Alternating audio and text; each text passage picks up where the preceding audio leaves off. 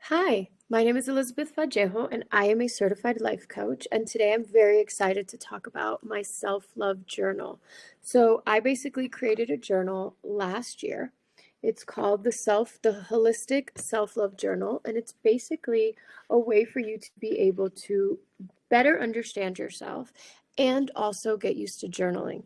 So the way that I've kind of set this up is that the first half of the journal is very uncomfortable questions that we do not like to ask ourselves, questions that you would be asked during life coaching, questions that you would be asked if you want to explore more, explore where you want to go in life, how you want to move forward. So, a little bit about life coaching is it's very different from therapy. So therapy is where we go to learn about our traumas and why we're a certain way, and life coaching is where we go to move forward, to grab all of the tools that we have, learn new tools, and do what I like to call is self-parenting. So that's what this journal kind of works on. So today I kind of wanted to go through it and show you guys what it is that this is all about. And you could actually order it on Amazon. So I republished this journal about 3 times until I finally got the right recipe for it. And what I mean by that is that there was this question right here, which is the first question when you open the book, and it says, make a list of things that make you happy. Such a simple question. And honestly, that's a question that makes people the most uncomfortable. So what this book is designed to do is to be kind of an outline to what makes you happy, what makes you feel at peace. That way, when you're not okay, this is now your handbook on yourself. So I can't write a handbook on yourself. There is no secret to how to stop being anxious. There is no secret to how to rewire your neural pathways or just learn new behaviors, except for you doing it yourself. So I usually tell people, that me as a life coach, my job is to be a mirror to you and help you kind of solve your own problems, but everything is inside you. So what this book does is it kind of lets you write all of that down. So when you're not okay, you can refer back to it to see what are the things that make me happy.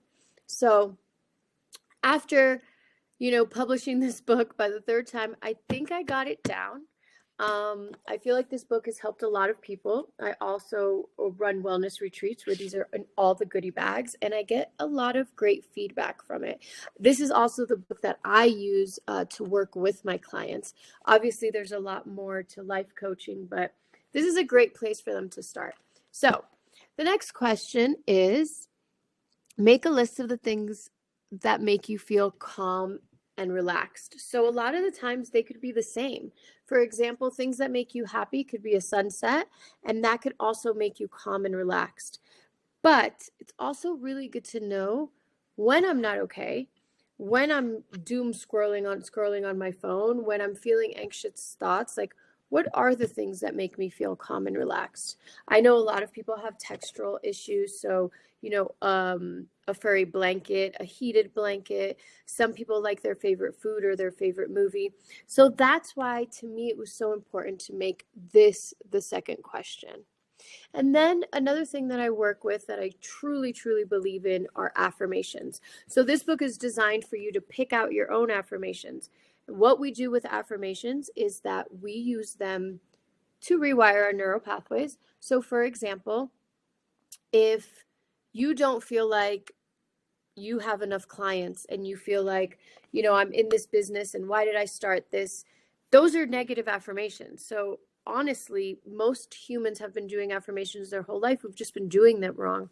Now imagine if you were to change those negative thoughts and instead of saying, why don't I don't have any, your new affirmation was, I have 5 clients, right? It's kind of that law of show up as the person that you want to be. That's what affirmations are. So in this book, and I on a very regular occasion, I tell my clients, if you don't find your affirmations in this book, please go online, please look for them for yourself. But I do have about 50 examples here on affirmations to use. And a lot of them are, I am taking care of myself because I deserve it. So let's say you do not want to go down this full self-love journey, you have a goal in mind and you want it to be business orientated, abundance orientated, maybe it has the relationship to do with your food, you can go online and find your affirmations. What I do suggest is that you only pick about 7 to 10, and that's because it's been proven that that's how many we can handle. So a lot of people are doing these meditations, which they're great, where it's like 50 affirmations you say a day. That is like an obscene amount for your brain to be able to then try and manifest. Another important thing that I like to tell my clients and my guests about affirmations is that we speak them as if they are already happening. Again, you've been doing this most of your life. You've been saying, I'm not good enough, I'm not worthy, I can't, I won't. So you're already doing these affirmations.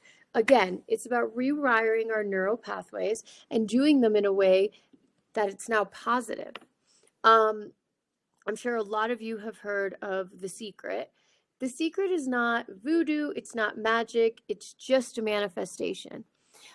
Once you have all of your affirmations ready, I have a place in the journal for them, and that is for a very specific reason.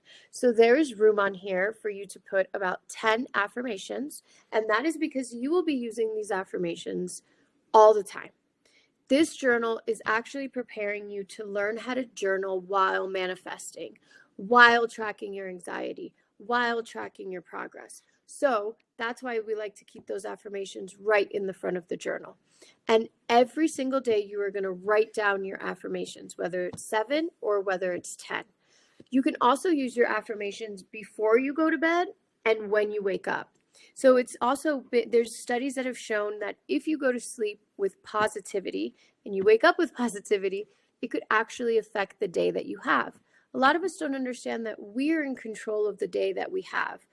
Now, what I'm not in control of is somebody cutting me off, somebody coming into work with an attitude, a client not doing well.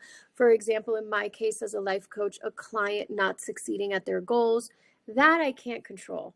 What I can control is how I regulate my emotions. So I do like to tell my clients that are parents, it's not your job to control your child's emotions. It's your job to control your other emotions. And if you take that just into life in general, whether it is somebody cutting you off in traffic, or it is a difficult client, or, just somebody at work, that goes a long way to regulate your own emotions. So once we have our affirmations here, then we start to learn how to journal. And I will show you an example of what that looks like. Let's pull this up real quick. So this is kind of one of the first samples of how the journaling starts. Now, I like to tell my clients, whether you love to journal and you're a great writer, or you are not a great writer, this journal is for everybody. It could take you 5 minutes or it could take you 15 minutes a day. So once we have our affirmations down, that's where it's going to go, right here where it has space for it. So you're going to write your affirmations down every single day until they kind of get imprinted in your brain, right? Because that's what rewiring your neural pathways is. I like to use the affirmations when I'm anxious, when I'm not feeling great. If I'm nervous about going into a situation, then I will tell myself these affirmations, and it's a really great way to just kind of calm your nervous system down. Not only are you soothing your nervous system, but you're talking to yourself in a way that is positive. That is what we need. Our biggest relationship and our longest relationship on this planet is with ourselves, because that voice in our head, that voice isn't going anywhere. So if we can start talking to ourselves positively, this is a great way to use affirmations to work for you instead of against you. Now, if you notice on the top left, it's 3 things that I am grateful to feel today, right? Gratitude is a really, really important part and tool if you want to be happy, if you want to soothe anxiety. A lot of different cultures, religions, spiritual paths talk about gratitude. I did go to an amazing conference this past year. It was a biohacking convention, if any of you are familiar with it. A lot of really important scientists and doctors, and to sit there and listen to these PhDs and these really incredible people that are doing the most amazing things in wellness, all go back to gratitude. It was a really beautiful way of like, yes, this is really important. The difference between gratitude and your affirmations is that your gratitude needs to be different every day. And what I mean by that is you cannot be grateful for the same things every day, because what our brain starts to do is then it's like almost the opposite effect. Then we stop being grateful for those things. For example, if you're grateful for your food every day and your bed and your house, you will literally stop feeling gratitude towards those things. So, just to be clear, our gratitude will be different every day, but our affirmations all stay the same. Also, on the top right, there is a place for the date, and that is very important. A lot of the times for when we suffer from anxiety, depression, just low self-esteem, and we're in these dark moments, we tend to tell ourselves, again, another affirmation that isn't true, we tend to tell ourselves that we always do this. I always have anxiety. I always ruin the day. I can never get my stuff together. That's actually not true. So if we start to document our progress, we actually can compare ourselves to our past selves. So before I started documenting my anxiety, because I too suffer from anxiety, I used to tell myself those things. I used to say, I ruin everyone's day with my anxiety. I have anxiety every day. Once I started to document it and I could actually see, wait a minute, I haven't had a bad anxiety attack in maybe 3 weeks or 4 weeks. Now I'm telling myself facts. So as a life coach, that's what I like to deal with. I like to deal in facts. So if you tell me you can't do something, you're really going to need to prove me wrong. Prove me wrong when I tell you you can do something. So it's not just about pumping people up in their ego. Like, you got to prove me right. And I do that in this book so that you can be held accountable. So when a thought like that comes up and my clients say, I've had anxiety or I've had the worst day, turns out maybe it was just one moment in your day or one moment in your week. And because you've allowed that thought to kind of just go round and round, you've now convinced yourself that the whole day was bad or the whole week was bad. So to me, writing the date down is really, really important. Now, this isn't an everyday, but this is a great way to start this journal. And it's, what is my feel-good playlist? For example, if you are not feeling great and you start to listen to very sad music, that is not going to help your situation. A lot of the times we do that because the feeling of despair, the feeling of depression, anxiety, sadness, fear, those feelings are familiar. As humans, we're drawn to those feelings, not because we want to be, but because they're familiar. There's a lot of studies that back up that what we put, not just in our body, but what we listen to, what we read, has a tremendous effect on our mood. So it's almost like I have this fire pit and I'm trying to put the fire out, but instead of putting water on it, I just keep pouring more gas in it. That's kind of what sad music does. Murder mystery, murder documentaries, all that stuff, that's kind of what it does when you're already not in a good state. And I would highly suggest having this feel-good playlist in your phone or wherever you listen to music, because it really can change the way that your day could continue. There's also a lot of music that is uplifting music, and it is made just to make you feel good. Now, if you look underneath here, it looks a little childish, but sometimes the simplest things is what works best. So it's about 5 different faces, and it's asking you how you feel today. Again, this is going back to the holding ourselves accountable for how we actually feel, as opposed to how we think we've been feeling when we're in that desperate state. So that I definitely suggest filling out every day. What are 3 things I love about myself? This is another question that tends to provoke a lot of tears. Honestly, sometimes it could be as easy as the way my hair curls, the color of my eyes, how compassionate I am, how loving I am. We need to be able to find things we love about ourselves. And it kind of goes hand in hand with the question next to it. How would my best friend describe me? Now, I'm pretty sure that for most of you, if I was asked to ask you to describe your best friend, you would use such beautiful descriptive words. But if I was to ask you 3 things you love about yourself, you would not only hesitate, but some of you might even find it difficult. So the reason I put that question in there so early on in the journal is because I want to challenge people to look at themselves the way other people might look at themselves. So for example, if I was to ask how my best friend would describe me, I would say reliable, extremely loyal, and very giving. So reliable, loyal, giving. Am I these things to myself? A lot of us don't ask ourselves that question. Now, what does it mean to be loyal to yourself? Well, are you holding true to the boundaries that you set? Boundaries, I know, is a word that's been thrown around a lot in the last few years. And we kind of put all those boundaries and that responsibility on the person that we're setting them with. But for instance, if I, as a life coach, say, okay, our session is at 12 o'clock every day, and you show up at 12:10, but my boundary is I only wait 5 minutes, and I keep allowing you to show up late for our sessions, I am now not honoring my boundaries. So why would you honor my boundaries? So that's one of the questions of, am I loyal? Well, am I being loyal to myself? That is a great question. Also, are you allowing people to treat you badly and you continue to have them in your life? That's not honoring your own boundaries. Another great question is, do you even know what your boundaries are with yourself?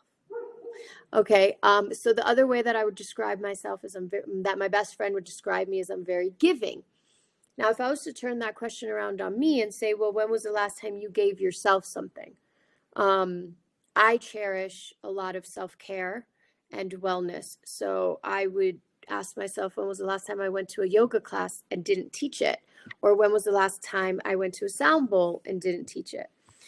So that's why these questions are so important. Again, sometimes they seem a little bit childish. You'd be surprised at how many people have never asked themselves this question. Another great thing I would like to share is this little challenge that I have that is in the beginning of the journal. It is a 7-day mindfulness challenge, but honestly, I like to tell people, I know it's a lot to ask for one challenge a day, so maybe just try a couple days. So the no complaint day, that is a great one. You would be extremely surprised at how many times we complain. A perfect example of this is somebody calls you and they're like, hey, how are you? Or you show up somewhere, hey, how was your day? Oh my God, it's been so bad. I've been in traffic. I hate my hair. I'm starving. And when is it going to start getting cold? Or when is it going to warm up? So that's like 5 complaints in one. We don't notice how much we complain until we challenge ourselves to. So again, that's hard to do it just one day and be like, oh, I didn't complain today. Try it for a couple days. And then, again, this book is about self-reflection. So see, how much negativity am I giving to the people that maybe I only have 5 minutes with? And in those 5 minutes, all I did was complain. Or maybe I'm catching up with my best friend or, like somebody at work. And most of the conversation is me complaining about the weather, my family, my hair, myself. So that's a really great one. Number 2, day 2 is write down 3 great things that happened today. This, I think, goes really great with the gratitude. And that's why this is in the beginning of the journal, because it's starting to prepare you for how you're going to journal every day. Again, it can just take one thing for us to think we've had a bad day, but we don't recognize all of the good things that went on today. For example, it's starting to feel like fall here. Some of the trees are losing their leaves. And I got to see some baby deer. That to some people can just kind of become mundane. To me, it's really, really beautiful to watch the seasons change. And it's really important for me to be present. So I try to be aware of those things. Day 3 is spend 15 minutes in silence focusing on yourself. Now, this is really difficult. So I would, try and tell you to have a little bit of grace with yourself. And Buddha said, if you cannot find 5 minutes to meditate, then you need 30. I really hope that you guys got a little bit out of this little journal session. Again, you can find my journal in Amazon, and I really